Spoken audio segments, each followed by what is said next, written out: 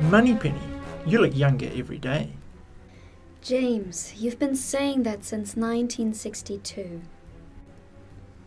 Moneypenny, don't you think after all this time we could finally collaborate? Grow up, James. Em wants to see you right away.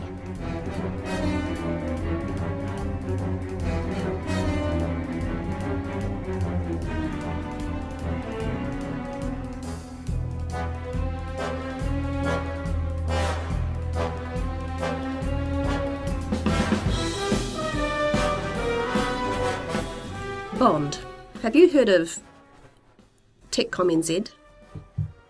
TechCommNZ, formerly TCANZ, and prior to that NZTWA, NZBWA, and originally NZBCA.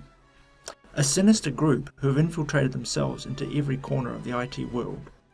They're opposed to everything that this organisation stands for. They believe information should be available, understandable, and usable. They're worse than WikiLeaks.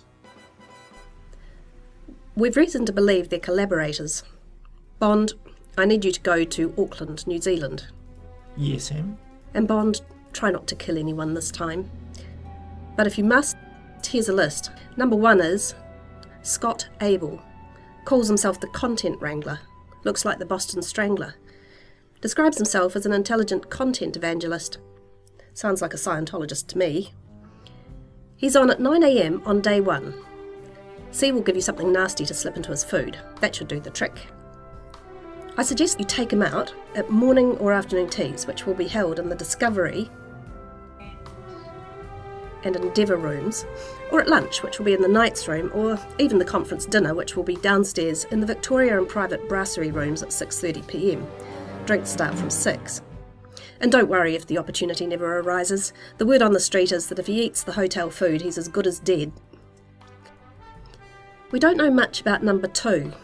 He calls himself Patrick Hoffman. Obviously not his real name. Hoffman has 2 Fs. Anyway, he's the man from... what's that organisation that replaced Spectre? Google. That's right. He calls himself a user experience designer, whatever that means. He's on at 2:30 on the first day. I suggest that you listen to him and then take him out afterwards in the bathrooms, which are situated in the foyer.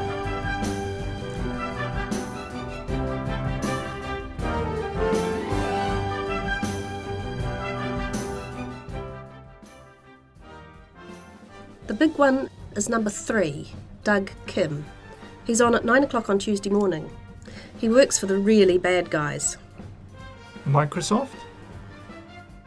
Microsoft. And be careful. He's responsible for removing robot speak from Microsoft Office 2016, and it's rumoured he was involved in rewriting the blue screen of death. So he's a pro. Take care, James. 1, 2, 3. That's not very many. Oh. If you get bored, shoot anyone in the plenary sessions who forgets to put their cell phone on silent. As soon as it rings, just shoot. What if I still get bored? Bond, it's a technical communicators conference. It'll be a miracle if you don't get bored. Peter Knock will be introducing the speakers. Shoot him, he'd be no great loss. Don't just stand there, get going. C will give you the usual bag of goodies. And don't smoke over there, James. The hotel is completely smoke-free. Thank you, ma'am.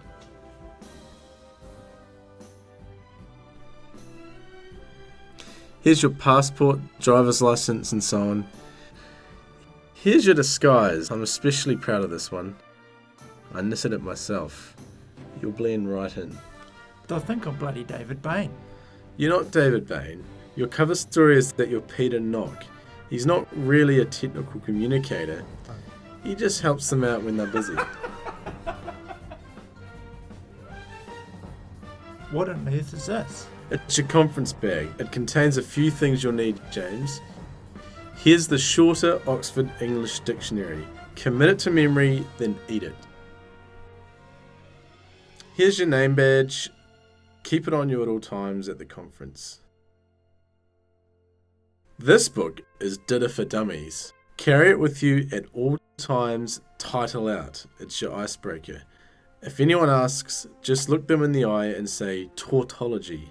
They'll love you. Use your conference phone app to give feedback after each presenter. You might win a prize, and by the way, there will be numerous prize draws throughout the 2 days. If your name is called out and you aren't in the room, they'll redraw and award it to someone who is in the room. And I'll kill them and reclaim my prize. Is there anything else I should know about technical communication and collaboration? Technical communicators are all hiding something, which is why they work in the shadows. Hardly anyone knows they exist, let alone what they actually do. As for collaboration, I've never tried it.